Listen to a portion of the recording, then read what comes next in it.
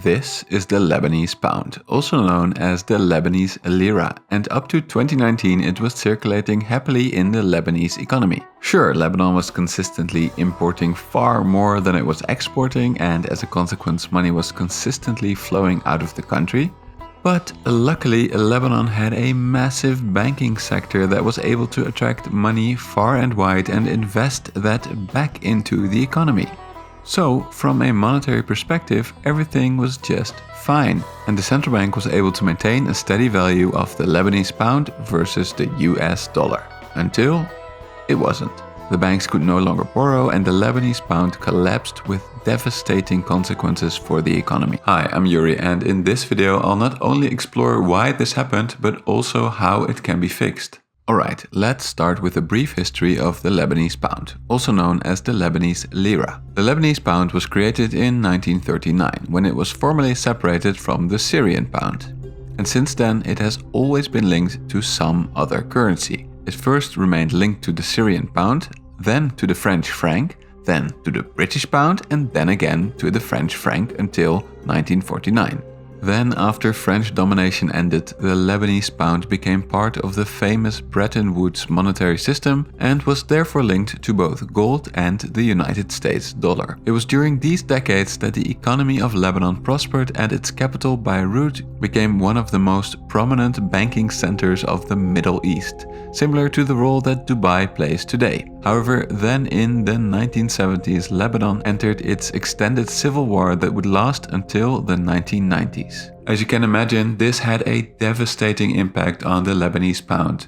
To illustrate just how far the pound fell before the civil war, you would only need 3 Lebanese pounds to get $1 US, while after the civil war in 1992, you would need a whopping 2,500 Lebanese pounds to obtain that same dollar. And then, even though the political situation in Lebanon remained tense to say the least, the economy recovered to a certain extent. The city center of Beirut was rebuilt and the Lebanese pound recovered somewhat to the point where you would need roughly 1,500 pounds to obtain a single US dollar. And so, in 1997, the Lebanese pound was pegged to the US dollar at $1 to 1,507.5 pounds. As currency pegs often do, this helped bring back some of the economic stability to Lebanon, and importantly, it helped its banking sector to thrive once more, partially by managing the money of the millions of Lebanese who lived and worked abroad, also known as the diaspora, but also partially Lebanon's banking sector thrived thanks to Lebanon's banking secrecy law, similar to the one that Switzerland became famous for.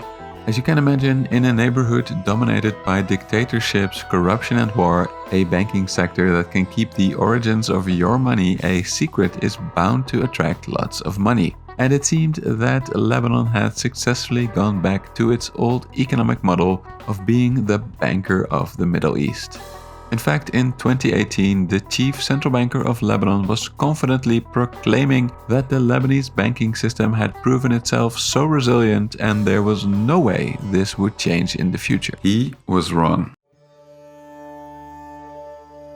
But to his credit, the Lebanese banking system was seemingly hit by the perfect storm. And yeah, this term, the perfect storm, is often overused, but in this case, I really think it's justified. The start of it was the massive and prolonged civil war in big neighbor Syria.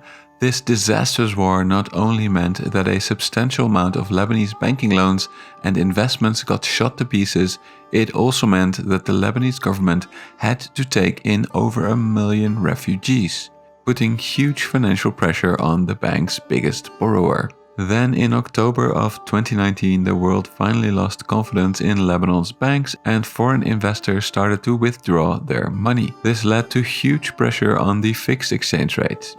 In response, the banks cut back lending to the Lebanese economy, leading to a recession.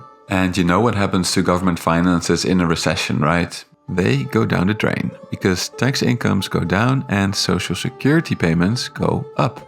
So on March 7th, 2020, the government defaulted on its debts, marking the first ever government default for Lebanon. This was especially problematic since the Lebanese banks held the majority of government debt. And so the government and banks entered what economists call the doom loop. in which the banks couldn't finance the government, which in turn couldn't repay the banks, making it even harder for the banks to fund the government, and so forth. But then, since it was 2020, COVID-19 hit and the economy had to go into full lockdown in the middle of this massive economic crisis. And if you think that that was the end of Lebanon's bad luck, you are sorely mistaken, because then this happened.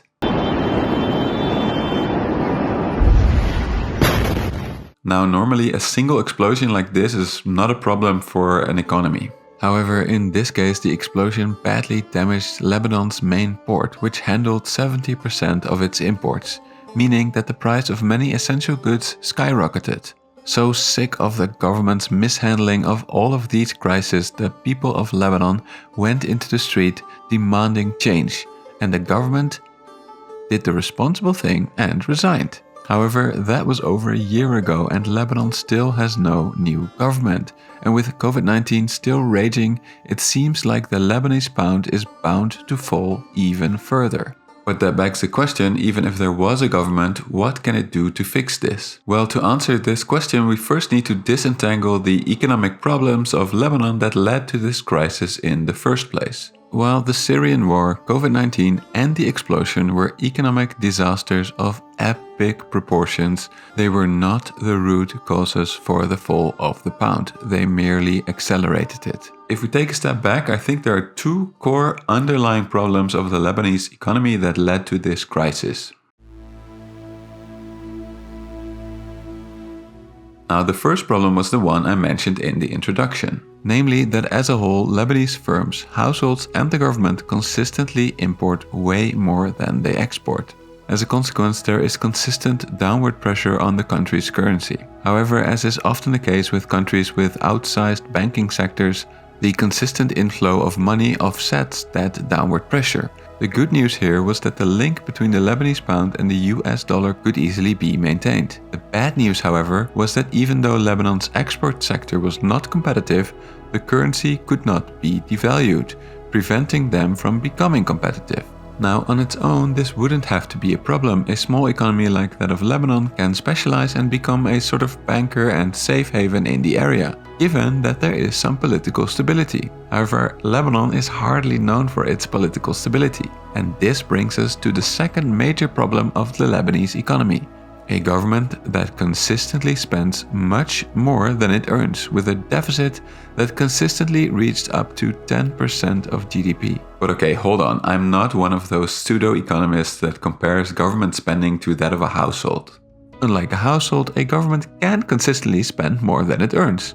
However, it is still important that this money is spent productively, such that the economy grows, which in turn keeps government finances sustainable.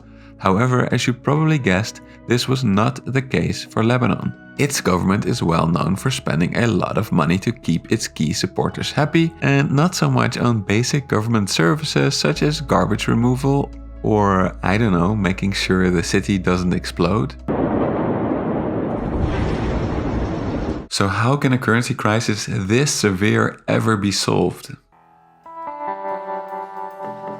Well, the first step is to stop the bleeding. In other words, to stabilize an economy that is spiraling out of control.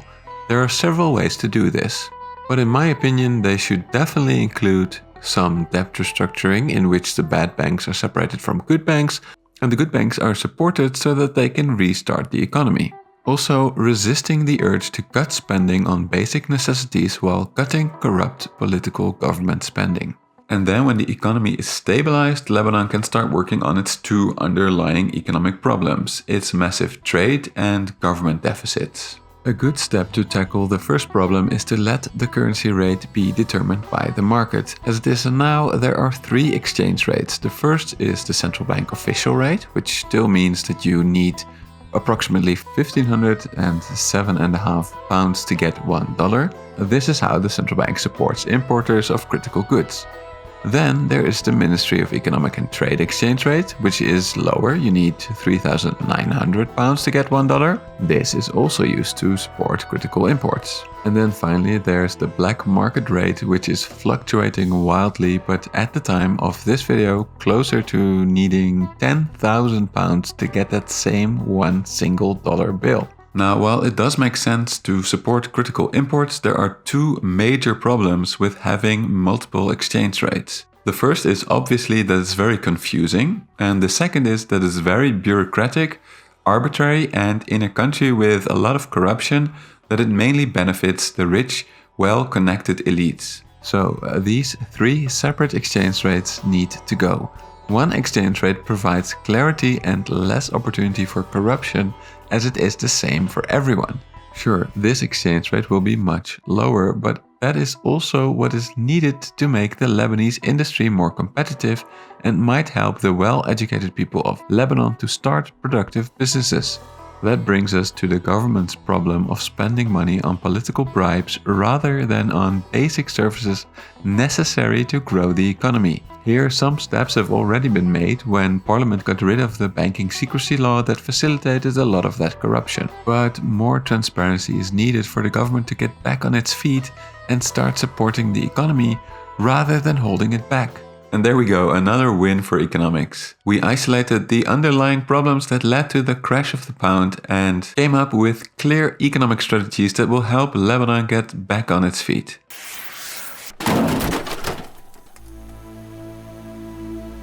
Now, in all seriousness, I do believe that it was really important to clarify what Lebanon's core economic problems were. But the thing is, economics does not operate in a vacuum, and I believe that economists have to recognize political realities. And this is where this story takes a darker turn. You see, a lot of the solutions that I discussed in this video were actually part of the government proposal last year. However, that plan was rejected by Lebanon's political elite. You see, there's a deeper underlying structural reason why the Lebanese pound has fallen so far and why its government is so dysfunctional, and that is sectarian politics. Lebanon has a very particular political system in which the highest political posts are reserved for representatives of the different religious factions in the country. After the civil war, it was agreed that seats in parliament are always 50% Christian and 15% Muslim.